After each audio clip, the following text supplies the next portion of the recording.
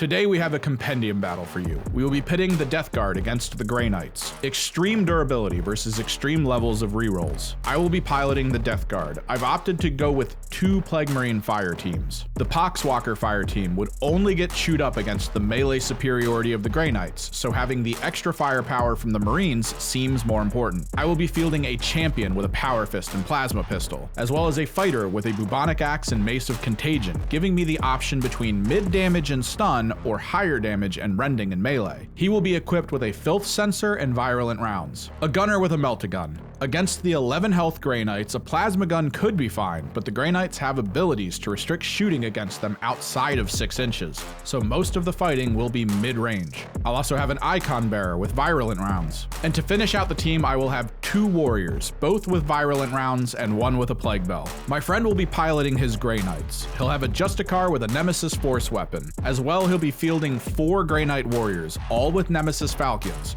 2 of these warriors are equipped with the Sanctus Blessings. He'll also field 1 gunner with a Psi Cannon. This gunner is upgraded with True Silver Armor and a Purity Seal for the enhanced durability and free command reroll. The mission is loot, and it's set on the straight map format. Since both teams have elite levels of action points per unit, the loot mission won't be too much of an issue, and the map layout being a short edge setup will limit turn 1 melee, giving some advantage to the ranged weapons for at least 1 round. The map is set up with mostly heavy terrain, some ruins in the drop zones, and 2 large buildings with walls cutting through the mid with a small collection of light cover dead center of the map. The only accessible vantage points are the roofs of the buildings in the middle. These are left open to not provide cover to units using them to their advantage. Seeing 2 elite teams clash always feels a little different. They may be limited in number, but their options and abilities are always increased to give them more to do per activation. We'll have to see how this pans out, so let's get into it.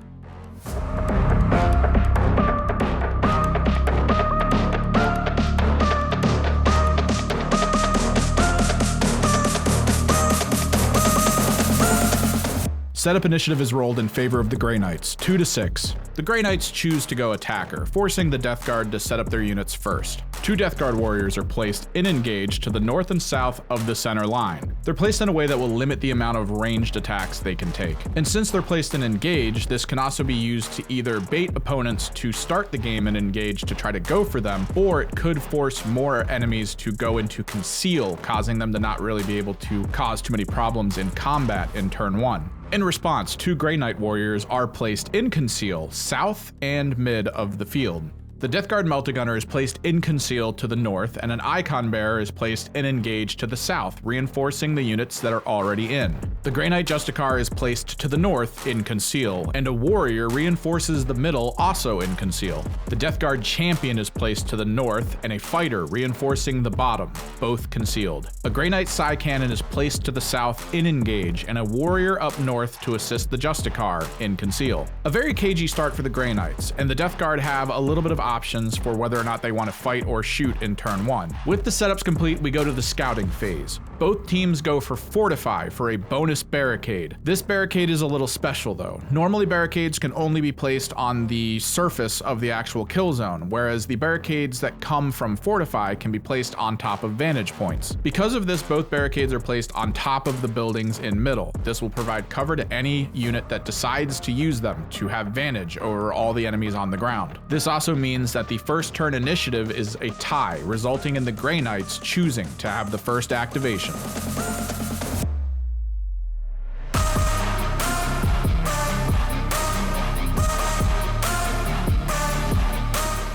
Points are generated for the turn 1 command phase. With the Grey Knights up first, they choose to use Tide of Shadows. This will ensure that units using the light cover of the barricades while in conceal won't be shot at by units on vantage points unless they are within 6 inches. The Death Guard choose to use Malicious Volleys because double shooting bolt guns, which there are a lot of on this team with the increased crit damage, could result in some very early deaths. We just have to catch a single unit out of position. Both teams then pass. Moving quickly into the TAC op reveals. With no side missions to show off early, we go immediately to the first activation of the game. A Grey Knight warrior activates, moves and dashes up from mid to loot point 2. A Death Guard gunner dashes up to point 4, loots and moves up to the top of the building in cover, putting himself in an ideal threatening position. The Grey Knights will have to choose their placement carefully to make sure that in turn 2 he won't be able to immediately evaporate one of them. Another mid Grey Knight warrior activates, moves up to point 3 and loots. He then activates Armored Resilience, increasing his armor save by 1. Even though he most likely won't be getting shot because of his positioning and conceal order,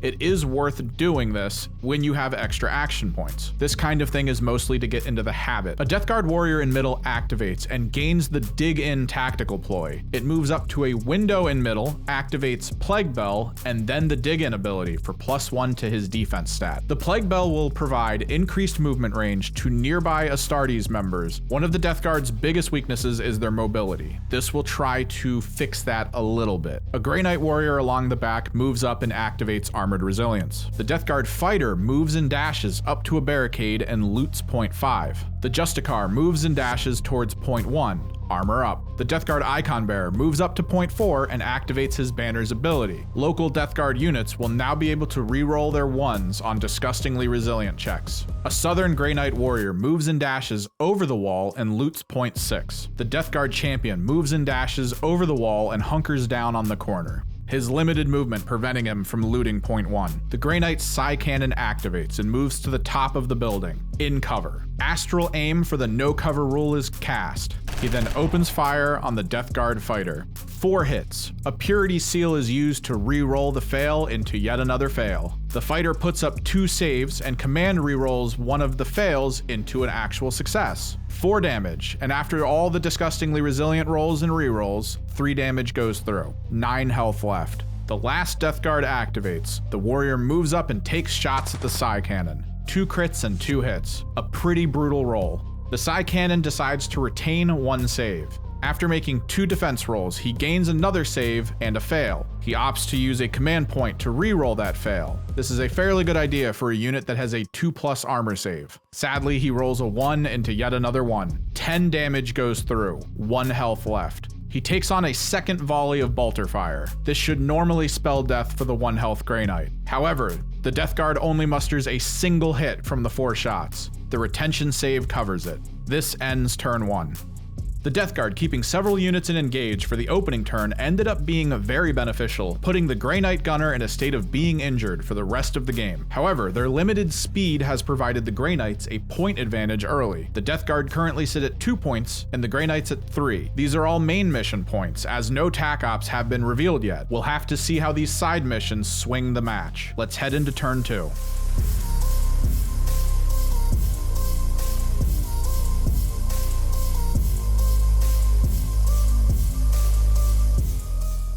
Turn 2 initiative ends in a tie, 4-4. The Death Guard get the first activation. The strategy phase begins and a command point is gained. The Death Guard choose to continue the malicious volleys. Giving up on the Tide of Shadows stealth, the Grey Knights choose to go with Tide of Celerity instead, giving them an extra inch when they seek to charge an opponent for melee. The Death Guard then choose to activate Contagion. This will give them all a 2-inch injury aura. If an enemy Grey Knight gets within 2 inches of them, they will be treated as injured until they get out of range, lowering their ballistic and weapon skill, a good counter to the charge benefit. And since the warrior has the filth sensor, it actually increases that aura's range to 4 inches for him. The Grey Knights then choose to activate Bolter Discipline. Elite teams like these all benefit from being able to shoot twice at opponents, drastically maximizing their damage output. Both teams then pass, moving into the TAC Ops reveals. The Death Guard reveal Executioner, and the champion is set to carry that banner. For turn 2, the Justicar is set as his target. The Grey Knights then reveal Rout. They will have to bring an enemy up to within 6 inches of my drop zone and then kill one of my units. This will then have to happen again in a subsequent turn to finish out this card.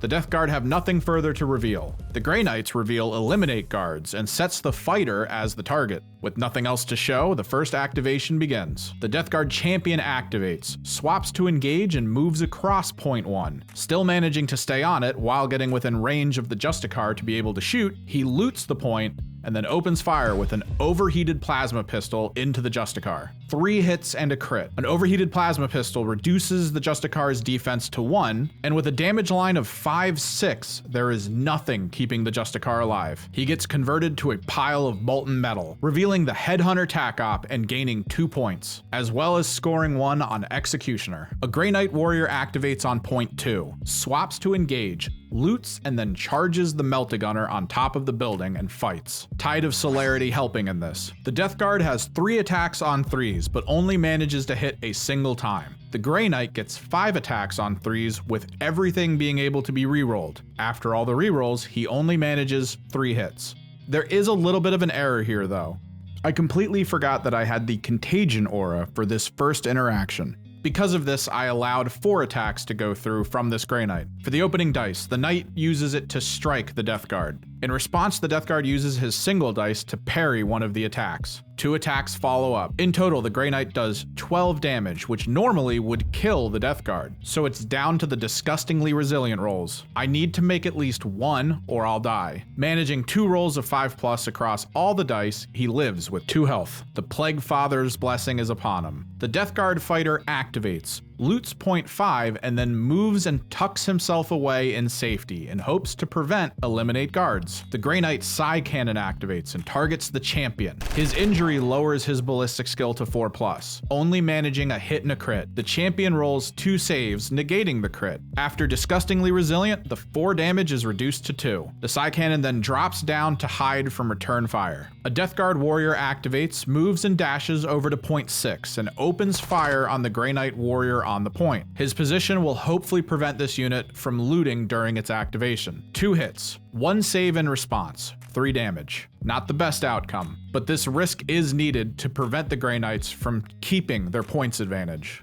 A Grey Knight warrior activates on point 3 and loots. He then opens fire on the champion. 4 attacks on 3s, full rerolls, a crit and 3 hits. The champion responds with a crit and a regular save. After resilience rolls, 6 damage is reduced to 5, 6 health remaining. With a second volley of shots, 2 crits and 2 hits. The champion musters up a crit and 2 regular saves. The resilience rolls again drop the 4 damage to 3 health left. A Death Guard warrior activates and scales the building. He opens fire on the unactivated warrior on point 2. A crit and 2 hits. The warrior retains 1 dice for being in cover and then saves everything. A second volley becomes 2 crits and 2 hits. With a retained dice and a single save rolled, a command reroll is used for the fail and turns it into a normal. This saves a single crit and a single hit, lowering the damage to 8, keeping the 11 health unit alive. The newly injured warrior activates and moves up to point 1 and opens fire on the champion. Hitting on 4s due to the injury, but still getting rerolls on everything. In the first volley, a crit and 3 misses rerolled into a crit and 1 hit. 2 saves and a crit save clears all the damage. The second volley is a single hit and 3 misses rerolled into 2 hits total. 2 saves clear that as well. A champion of Nurgle like this is truly hard to bring down. The Death Guard banner activates, loots point 4, scales the side of the building, and opens fire on the warrior on point 3. 4 attacks on 3s. Only 1 crit is rolled. While retaining a save, all the Grey Knight needs is 1 save of 3 up on 2 rolls. Sadly, they both fail. 5 damage taken. The warrior on point 6 activates and dashes out of the injury aura to open fire on the Death Guard warrior. A crit and 2 hits, met by a crit and a normal save. 3 damage reduced to 2 after the resilience rolls. A second volley of shots results in 1 crit and 3 hits. The Death Guard puts up 2 crit saves and 1 regular save. 3 damage that doesn't get reduced. 5 damage total, reducing him to 7. The final action of the turn, the Meltagun activates, switches to engage, falls back and opens fire on his assailant. 2 crits and 2 hits from a Meltagun isn't even worth rolling saves against. Even if he gets 1 save, he'll still take 20 damage. The 11 health unit turns to liquid, and with that, turn 2 comes to an end. A massive opener for the Death Guard, gaining 3 points on tac ops while preventing the Grey Knights from achieving any of their side goals. A lot of risks taken with unit placement, however. Leaving the champion in the open like that was a massive risk, but making sure most of the Grey Knights are injured increased his chance of survival greatly. As well, shutting out point 6 from an easy enemy capture brought the main objective scores back to a tie going into turn 3. The Death Guard and the Grey Knights are both at 5. However, the Death Guard have achieved 3 points on tack, whereas the Grey Knights have achieved none, making the score 8-5. It's not looking good for the Grey Knights, but turn 3 tends to be the most crucial in kill teams, so we'll have to see if they manage to claw their way back.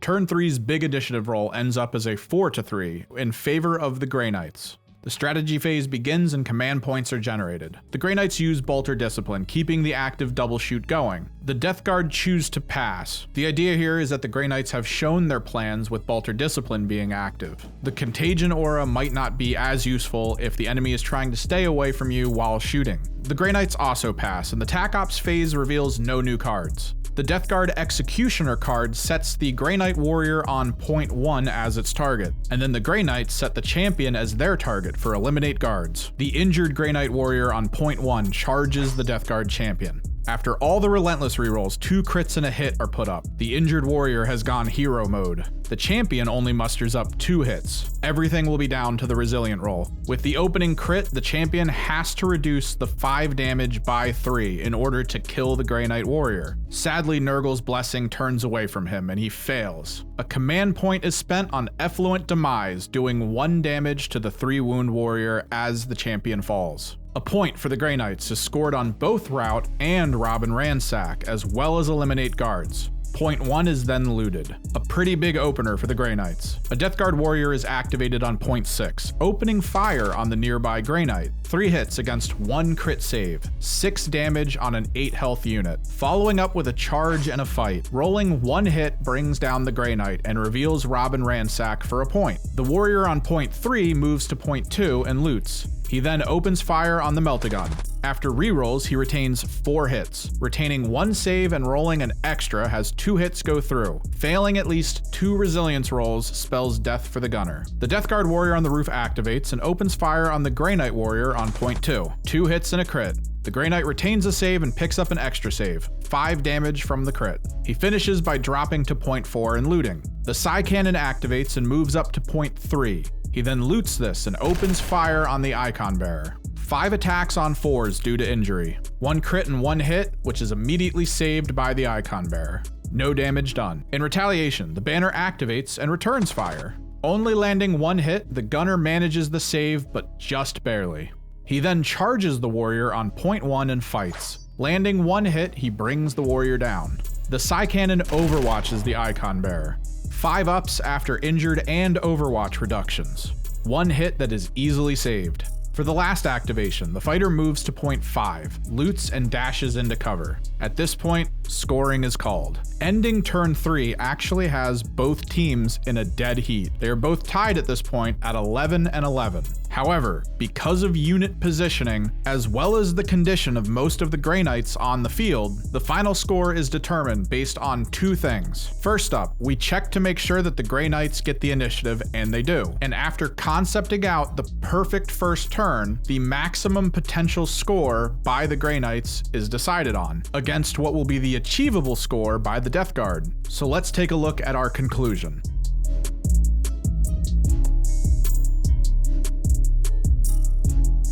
If the Grey Knight Hail Mary play goes through, the score would end up being 13-11 in favor of the Death Guard. In that play, he would kill the warrior on point 6, preventing the Rob and Ransack from getting an additional tack-out point. This would allow the Icon Bearer to capture the final bit at point 1 and then move out of line of sight. And then the fighter would simply move to point 6 and capture. But if the shooting doesn't actually pan out in the favor of killing the warrior, the game would end at 14-11. So either way, the Death Guard would have taken this game. Compendium teams might not be as wild as the bespoke teams we've been getting from all the different box sets and White Dwarf magazines, but this doesn't mean that the games between them can't be as interesting. For this game, the benefit of the Death Guard durability truly pushed them just far enough ahead to take the victory here. The amount of effort the Grey Knights used to try to bring down the champion in turn 2 prevented them from even being able to try to kill most of the other units on the Death Guard, putting them at a huge disadvantage. Even through all the rerolls, many of which failed,